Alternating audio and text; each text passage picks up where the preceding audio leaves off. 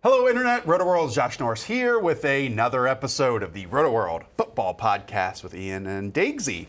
Gentlemen, how are we this morning? Doing fantastic, man. Thanks for asking. Daigle, I need to apologize to you. What happened? So last week, and really like the last couple weeks, I've been poking little jabs at, your hurt shoulder, your hurt back, your hurt neck, and all that kind of stuff. Well, this morning, just like every other person in the world, you got a contusion. I was trying to put my pants on one leg at a time and tweak my back.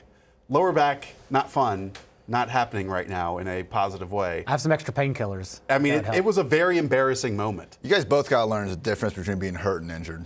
Well, that's true. But at some point, when you get hurt, it's basically an injury no matter what, because your recovery time takes a lot longer. Also, he's very confident right now. Like I know 4 or 5 years doesn't seem like much. I swear to you, you will go downhill within those 4 or 5 years. You will wake up and not understand why something hurts. It just hurts because that 4 or 5 years. That's it. Okay. I played tennis on Friday, and then my toes hurt all day Saturday. My toes.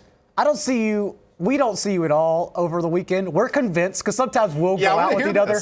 We're convinced that you live a double life. We're not sure what it is just yet. Could be a tennis pro. We think you have something else going on behind the scenes. Are these this is what we talk conversations you have during awful Thursday Night Football performance? Yeah, that and. So what are the theories? I don't have a theory on that, but I want to change the subject to the fact that Daigle claims he's never burped in his entire life. It's not a claim. This was another. Okay, so this is a conversation on Thursday. Yeah, it's not a claim. I wasn't burped as a child, and thus I cannot burp and have never burped in my entire life. That can't be the scientific Okay, so maybe that's just the generic of what I think is happening, but no, I have never burped in my life, and I cannot burp. And so when I go out, I drink a lot of wine or Jameson or whatever. Like I don't drink beer because I get full. I'm sure this is why everyone's tuning in and listening. I'm sure. But let's break it down a little bit. Have you confronted your parents about never being burped as a child? Yes, a long time ago. Okay. 'Cause I realized it wasn't normal like at 15 or 16. Are you an anti-burp household? No, I don't think so. Well, you told me before the show, you were like, no, I used to be the same way. You should just try. And I was like, no, that's called vomiting. Trying to burp leads to other things. All right. Well, maybe this is like a side video that we have, a side project. I'm fine keeping Alka-Seltzer stocked in the meantime. I'm more worried about this than your back injury. I'm glad. I promise you, my regurgitating or whatever is just fine. I am a healthy human being outside of potential shoulder surgery in the offseason. It's a natural bodily function.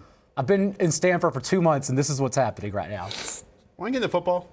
Yeah, people are here for football, not my weird body. So as you all know, it's the Big Picture podcast, and it's already begun into a scorching With the big picture of life. And so we'll get into some of those big questions, those big topics in the middle of this episode. Later on, John Daigle with his waiver column will skim the surface. And then also he has the full column up on Rotoworld right now. But let's start off with some news, because there's been some news since the Sunday games. And let's start off with J.J. Watt, the former All-Pro Defensive Player of the Year, is out for the season with a torn pec for the Houston Texans. Daigle, this means that J.J. Watt has ended the last 3 of 4 seasons on injured reserve. Now, the Texans aren't known for their defense, but he, to me, watching it, has been playing like one of the best seasons he's had in a very long time, and now it's over. Correct, and unlike previous years where they could just rely on Jadeveon Clowney, like, who do they have behind J.J. Watt now? Omenihu, have you ever heard of him? Charles Omenihu. Omenihu, yes, thank you. To Texas. Okay. He played 39% of their snaps yesterday, and then also Blackson and Watkins came in and filled in. But other than that, like, there is no stud defensive end that this team used to rely on behind him. Yeah, I mean, we can see Whitney Merciless maybe take a step forward, but there's not the Clowney waiting in the wings to be a complete game breaker. I mean, look, they already were at such a bad spot in their secondary that they felt the need to trade for Conley, which, how many I don't know next time they're going to have a draft pick within the first 100 picks in these next few years. But secondary is already a disaster, and now you just took away their only source of pass rush and defensive line. So if you weren't already firing up everyone against the Texans, like, what else do you need now? It was already a bottom half of the league defense with Watt playing incredibly with well. Starters. Right, and as you talked about with the secondary, so often the front is kind of what masks and kind of gives that secondary hope, and that's pretty much gone right now. And the Texans are about to enter this very difficult streak of facing the Jaguars, the Ravens, the Colts, the Patriots. It's a situation where, I think on paper, how the Texans were going to win football games was make those 3, 4, 5 big plays in every single game, somewhat like the Chiefs last year, and they're very capable of doing that with Deshaun Watson and DeAndre Hopkins and whoever else at wide receiver. But then hope and pray that you get those one or two big plays on defense as well. And J.J. Watt was probably the likeliest candidate to supply those. And I wonder if they have anyone, as you talked about and you both did, if they have anyone that can take that mantle and take that role to create those fumbles or fourth down stops or interceptions. And I don't think they do. I don't want to exaggerate here a little bit too much, but I do wonder if this really does take them out of championship contention. It was a difficult path to get there no matter what, but how good other teams are in the AFC, I mean, you could kind of picture the Patriots putting maybe a couple series together where the Texans could topple them, and I don't know if they can do that now. I mean, you saw what it took. It took Watson to having one eye and throwing a miraculous touchdown and then somehow escaping and throwing a diving catch to Darren Fells in his vicinity to end the game. If they are playoff contenders, it's going to be a Thursday wildcard game no matter what. But if they are playoff actual contenders, then it comes down to Watson, and that's it anyhow. Because as we know, like the secondary, not only, like we said, bad starters, but just completely banged up. They lost 3 corners yesterday. It's insane. J.J. Watt retires tomorrow. First ballot Hall of Famer? Yeah. Yes, absolutely. 1,000. Only guy ever with 20 sacks in multiple seasons. When healthy, and it's unfortunate it hasn't been the case last 3 years or 4 years or so, but when healthy, one of the most dominant players I've ever watched. It is insane how good he is. Yeah, and who knows, this could come back to bite me, but I think that they still can be a playoff team. I still think that they can win the first round. But whenever they run into the top elite teams of the AFC, they just don't have enough Watson. on That's both it, sides of the ball. All right, let's go to the other big news item. I guess it's big, quote unquote big. Yeah. Kenyan Drake getting traded to Let's the go. Arizona Pretty Cardinals. big. Give the guy the ball. For a conditional 5th round pick that could be a 6th round pick. Who knows what the terms are in that deal. All right, Ian, first, when I saw this deal, I thought, okay, why is a 3-4-1 team trading for a running back? Then I remembered that the NFL draft is basically 4 rounds long, and that 5th through 7th rounders are turned over each and every year. They're basically priority free agents. But more importantly than anything, this really speaks to how possibly injured David Johnson and Chase Edmonds are. Yeah, I mean, so we know David Johnson's most likely, reportedly, going to be out Thursday night against the 49ers. Chase Edmonds' hamstring, I mean, did not look good when it happened, did not look good when he was limping off the field after the game.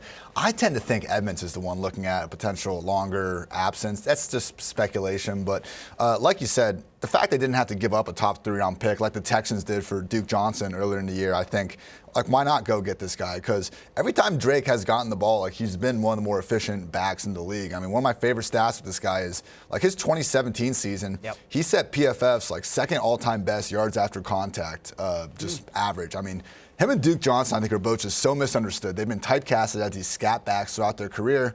But if you just watch them run, they break tackles like no other. Maybe, you don't want 20 carries up the middle, but no running backs really getting that type of workload these days. So I'm very excited to see what Drake can do in this offense that doesn't have the best offensive line, but we've seen Kingsbury scheme his running backs in the open space. And throughout Drake's entire career, when he's in open space, he's a problem. The only thing for fantasy owners, it's like at a home poker game and you're dealt ace king, and then the dealer goes, oh, but we have dead cards now, duds. I don't know if y'all play like this. But you flip over the next card and it's a king on top of the deck. So, one of your cards is dead. Like fantasy players handcuffed David Johnson with this stud player who's been great the past month of the season. And now one of these players is perhaps done.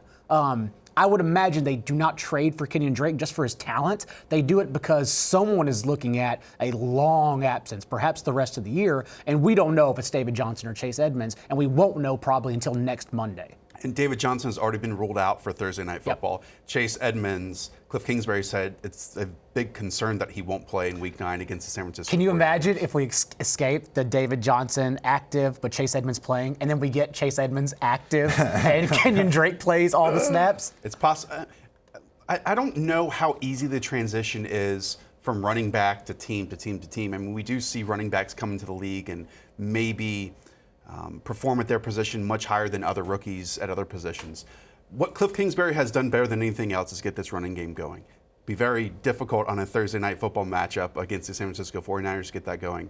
Daigle, I know that Kenyan Drake was recently dropped in a league that I am in. Is this a situation where you would go out and spend the number one priority on him this week?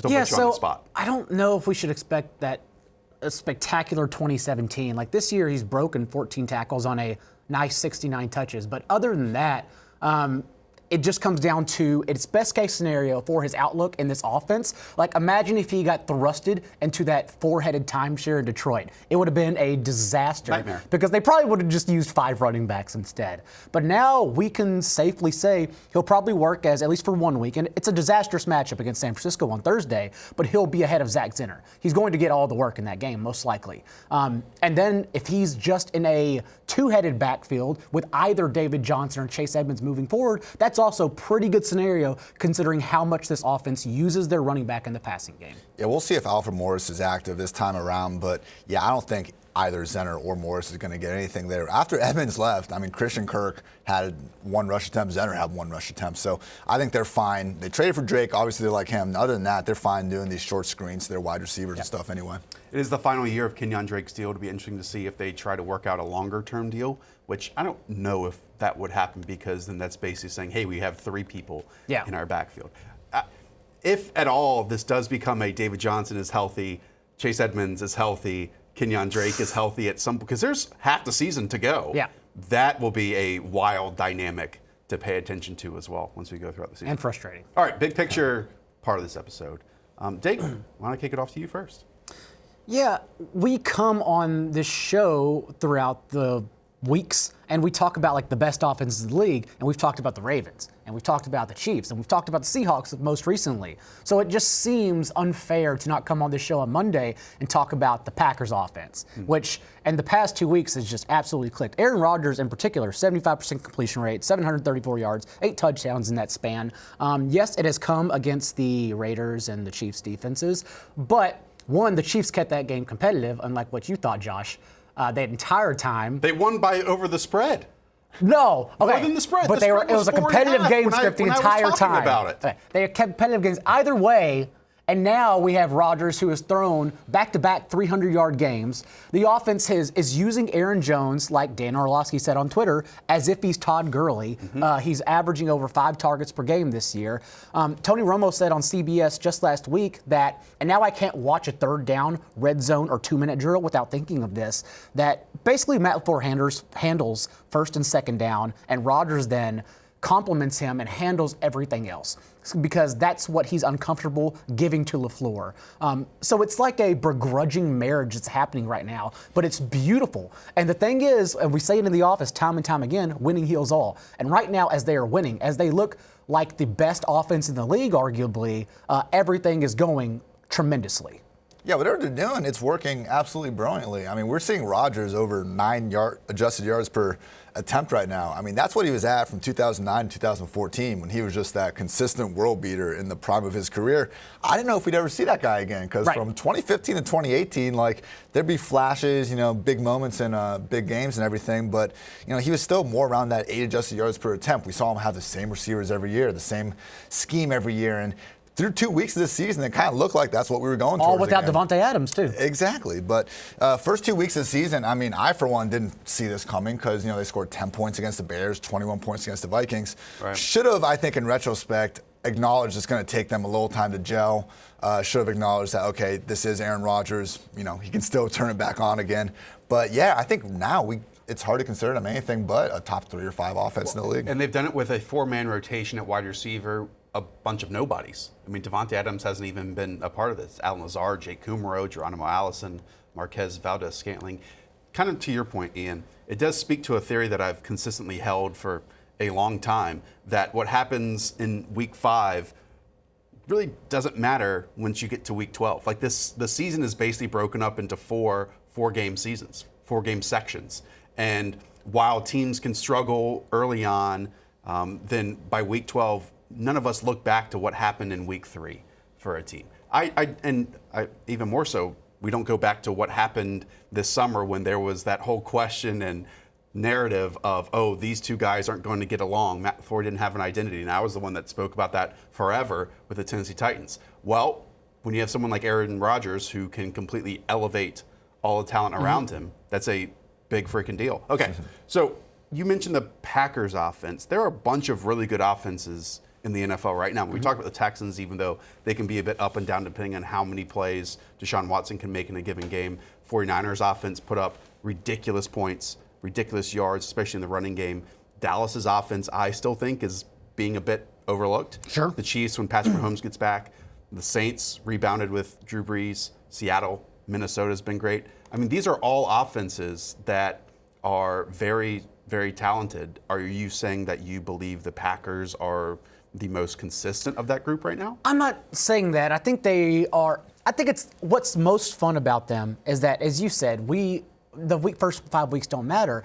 And in the first month of the season, what we saw was a struggling Vikings and Packers offense that slowly had to adjust to their coordinators. Yeah. And now we have seen the worst and what is currently peaking for both. And I don't know if I'm saying anything. I just think it's fun. I think it's fun because I know you asked me in the office beforehand. You're like, Daigle, what's this Packers question? Oh no, I just want to talk about the Packers offense, guys. Like, it's a lot of fun to watch. If you do want to turn it to a question, though, Aaron Jones now is the running back 3 on the year, the entire year. So let's say you still take McCaffrey rest of season, right? Yes. You still take Dalvin Cook rest of season, right? Yes. Who do you take after that? Zeke, Rest of season, even though his Yes. passing Saquon. game work is. Do you take Saquon rest of season? Yeah, because look, I mean, Aaron Jones he leads the Packers in targets right now. He is the only running back in the league that leads his team in targets. I think it's just because Devontae Adams is gone. I mean, they've had these no-name wide receivers, like you said, so what are they doing? They're focusing more on the guys they know. And Jones is balling out with it, nothing against him. I mean, Right. that sluggo he ran last night, I mean, if you put a linebacker on the guy, like it's a death sentence pretty much. And I don't think they're going to completely, even once Adams is back, they're going to keep throwing the ball. Obviously not saying that, but this is still a two-headed backfield. I mean, Jamal Williams, we've only seen Aaron Jones play at most 61% snaps when Jamal Williams has been healthy. He's been insanely efficient because he's a great player. Not saying that can't keep continuing, but when we're talking about Jones having between 12 to 16 touches per game versus guys we know are getting 20 plus, I'll just take the extra opportunity. Fair. And we also saw Jamal Williams get involved in the red zone and a passing touchdown. That throw from Rodgers was unbelievable. I think that's when I sent the email last night. I saw that throw falling down. It's like, okay, we're talking about Rodgers in some fashion tomorrow. You know who also had a fantastic day at the running back position yesterday? That was Tevin Coleman. Oh, yeah. And yeah. why is that? A lot of what Kyle Shanahan is doing. And Ian, I know that brings us to a topic you wanted to cover. So my question is, we all know quarterback is the most important position in football. If there was a league-wide fantasy draft, Patrick Mahomes would go number 1.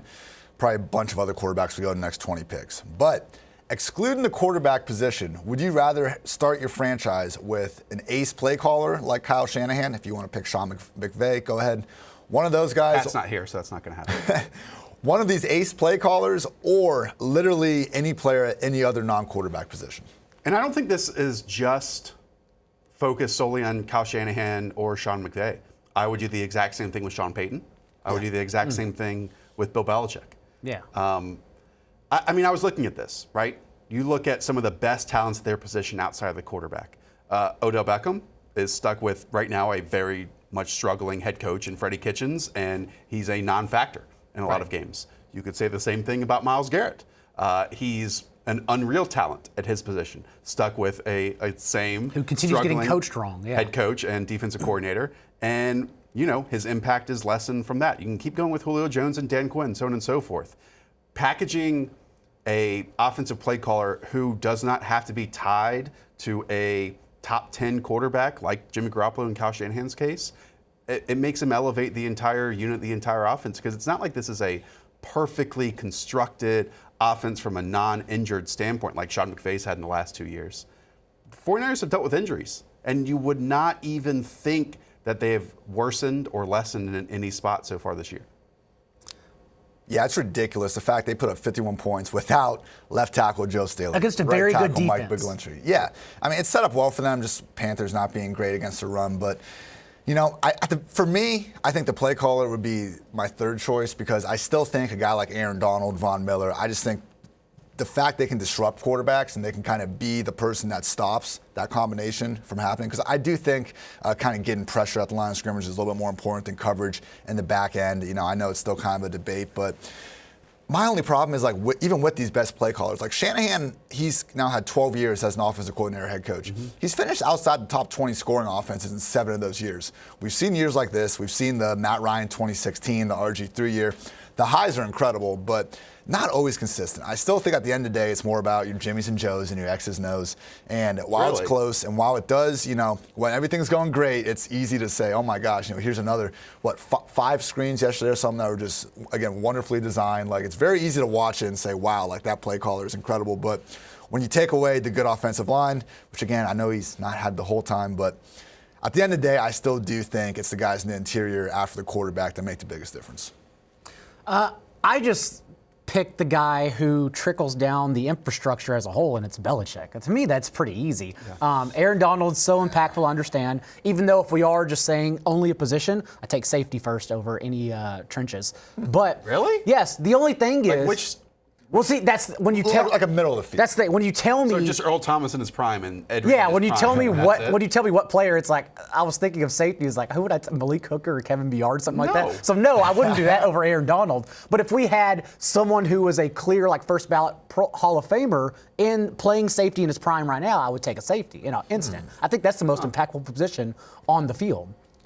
Especially in today's NFL. But otherwise, I'm taking Belichick, the guy who just won 300 games, and it starts because he impacts everything around him. He makes decisions for everything around him. I was kind of excluding Belichick a little bit, even though I didn't make that clear at all. Okay. Ian, I'm trying to read between the lines here a little bit and tell me if I'm wrong. Yeah.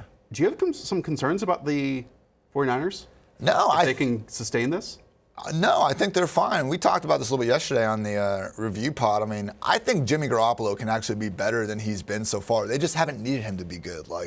He doesn't need to create off script. It doesn't mean he necessarily can't. He did have the nice off script play yesterday. He took a nice hit, got to Kittle down the seam. I'm just saying, Shanahan, this is his 3rd year now with the team. It wasn't like they were just world beaters the last 2 years as well. Not saying Shanahan wasn't still doing a good job then, but we're seeing that with McVay a little bit this year. He looked like he was going to be completely unstoppable for the next 15 years, the last 2 seasons. Well, you take away the league's best offensive line, all of a sudden Sean McVay's offense isn't quite. Hey, he won some games with C.J. Beathard and Nick Mullins. That's pretty difficult to do. We will hit on every single team, actually, on Wednesday's podcast, a mid-season review. Who are the contenders? Who are the not contenders? It should be a really, really fun episode as we hit midweek. Daigle, should we hit in some waivers? Why not? Let's do it. Let's start off with Josh Reynolds. 8 targets, 3 receptions, 73 yards, and a touchdown for the LA Rams over in London, which I still don't think that game was actually played. He stepped in and saw more playing time when Brandon Cooks went down with another concussion-like symptom hit. I don't want to call it anything more than that right now.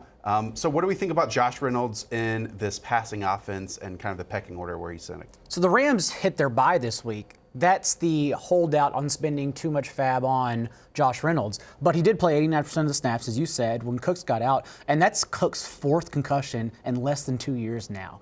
It should hold him out for an extended period of time. The thing is, somehow, some way, he's always returned quickly from his concussions. And as we've seen this year. And I fear that they're just going to do it again in 2 weeks. So yeah, who knows? But if we get word, we're going to get news by the time this hits. So if we get word that perhaps this lingers on and they do want to hold him out for an extended period, Josh Reynolds, yes, I believe he's the number 3 receiver. The thing is, and you have to ask yourself, last year, whenever Josh Reynolds played a majority of their snaps in this very role without Cooper Kupp, they instead went to 12 personnel. And this was also without Todd Gurley, a reminder. They had C.J. Anderson, and so they decided to switch. So they were better. Yes, but they decided to switch because their 11 personnel was basically ineffective without Gurley on the field. So they went to 12 personnel, ran heavily with C.J. Anderson. If they do that again, that does take Josh Reynolds off the field for closer to 60 to 65% of snaps.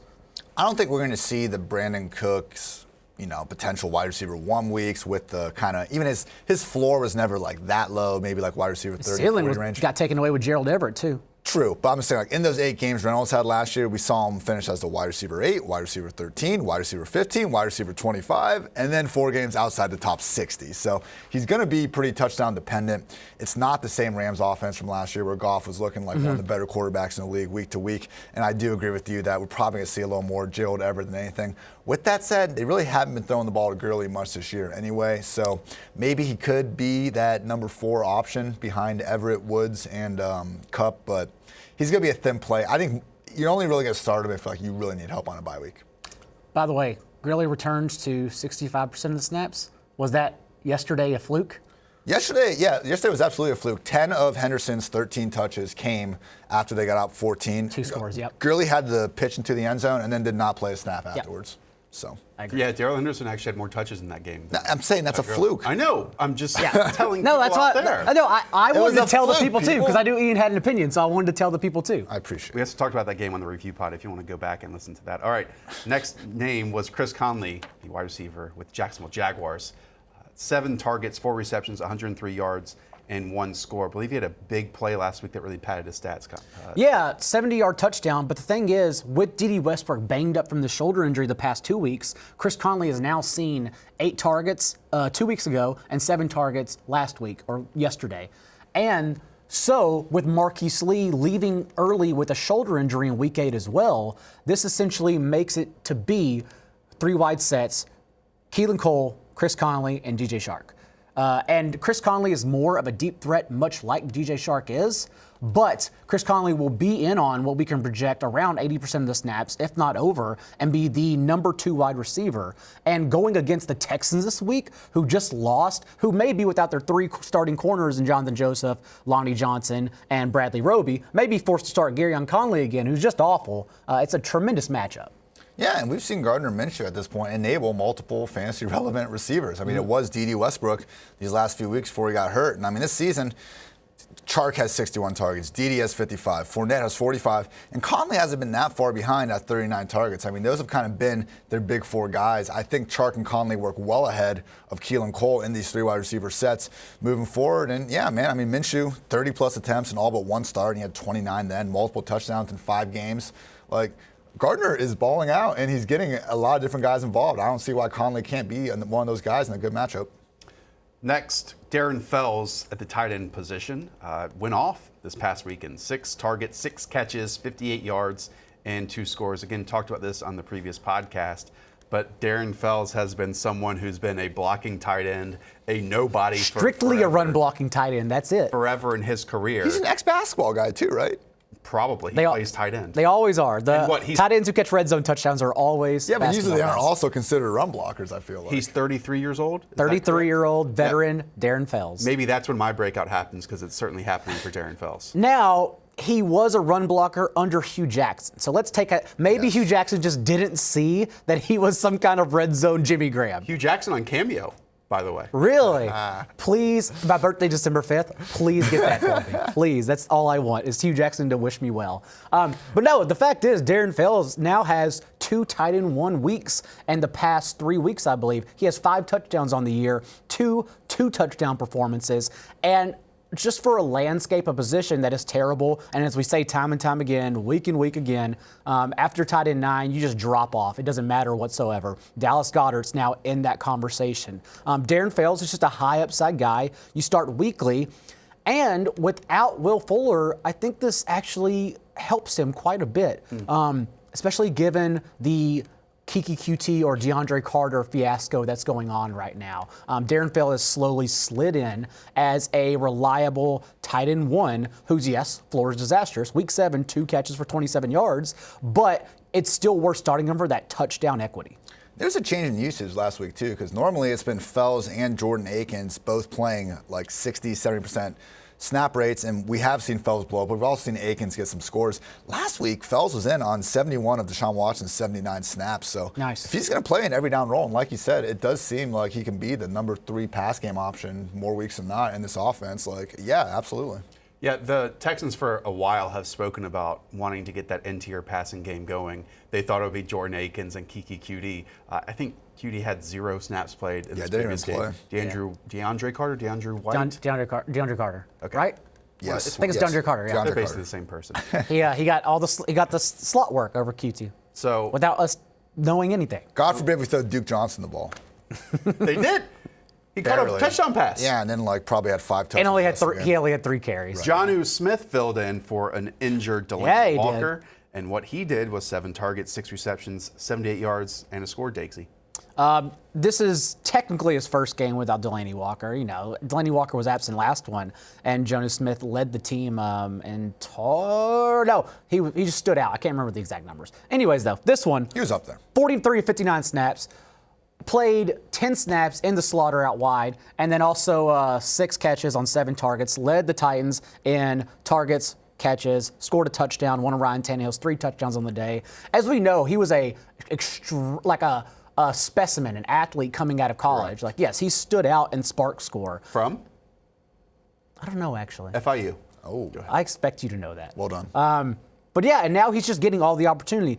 Delaney Walker, an aging veteran, we expect him to bounce. We should not expect him to bounce back from. He dislocated his ankle last year, was questionable coming into the year, but proved to be healthy. And now it's already his second injury in 8 weeks' time. We should not expect him to be healthy moving forward. So I think Jonah Smith is a guy who can genuinely enter the top 12, 15 conversation at his position. And like I said, we're grasping for straws at tight end. After the first 8, you just want touchdown equity is all you're looking for. I'm pretty certain, too, Delaney Walker said this is a re-aggravation of that same ankle That would not be good. From last year, which obviously not good. But no, I'm with you here. And Jonah, freak athlete, and he's being used heavily in this offense. In the Ryan Tannehill era, Corey Davis, 17 targets. A.J. Brown and Humphrey have 14. And Jonah's right there at 11. So big athletic guy. Even if he is, number 3 to 4 option or run first offense, he's good enough that he can at least make those count. It is funny because their yardage total from yesterday, it's very pitiful, but it's hard to rack up yards whenever you start from inside the 5 on 3 of your touchdown drives. We opened this show with Kenyan Drake being traded. Let's close it with probably the starting running back for the Miami Dolphins right now. We're recording this before Monday Night Football, so we haven't seen that thrilling matchup between the Dolphins and the Steelers. Mark Walton, last time he was on the field, saw 15 touches. Mm-hmm. I, in no situation ever, am going to start someone on the Dolphins in my fantasy football lineup. I'd rather have the 3rd or 4th option on the Chiefs, let's say, than someone from the Dolphins, but I'm sure someone out there will want the volume that Mark Walton offers. Would you start Mark Walton? Well, this is not the good week to compare Mark Walton to Damian Williams because we got to wait on LaShawn McCoy's fumble fiasco. But Mark Walton, yes, as you said, 15 touches, out-touched Kenyan Drake, 15-9 in that last game before Miami hit the bye. And then the past 3 games, his snap rate has increased in every single game. Season high, 52% of the snaps. And basically the argument is, do you want a 16 to 20 touch running back who doesn't get goal line work? That's the argument for picking up Mark Walton. But there are people, Josh, who will pick up Mark Walton. I started Darrell Henderson in 3 different leagues because we play in way too many leagues. And so in some leagues, I do need Mark Walton. There are desperate people out there. So yes, Mark Walton is your 16 to 20 touch running back the rest of the year. Who's not going to score touchdowns. Who may not score touchdowns. Who knows? And the few times the Dolphins do happen to get inside the 5-yard line, it is now Kalen Ballage. Ballage, yeah. Ballage. He is the... Or Ballage, I don't know. Whatever his name is. He is the only true vulture in the league. That's infuriating. He's played 9 snaps over the last 2 weeks and has 2 goal line touchdowns in that span. Look, most vultures are just... They don't exist anymore. It's just whatever running back's on the field, they get down inside the 5-yard line, they keep going. That's not the case in Miami. Nope. He is one of the actual true vultures. So, yeah. And has the best low-light reel in the entire league. If you want more of this wonderful list that John Daigle puts out for the waiver wire, go and check that out on Rotoworld on Tuesday mornings. That does it for us. Again, we'll be back on Wednesday's episode to recap the first half of the season, look forward, decide who are actually contenders for the Super Bowl, for playoff spots. Be a great, great episode. As always, thank you for joining us. Talk to y'all soon. See ya.